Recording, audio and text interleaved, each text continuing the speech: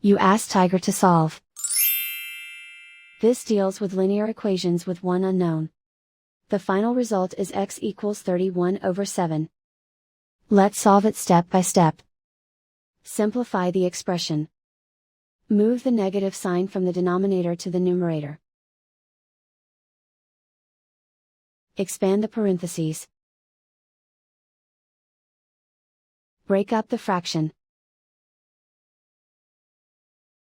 Group all constants on the right side of the equation. Add 1/8 to both sides. Combine the fractions. Combine the numerators.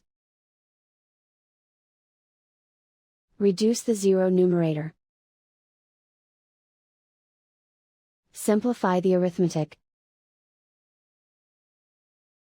Convert the integer into a fraction. Combine the fractions. Combine the numerators. Isolate the x. Multiply both sides by inverse fraction 8/7. Move the negative sign from the denominator to the numerator. Group like terms. Multiply the coefficients. Simplify the arithmetic.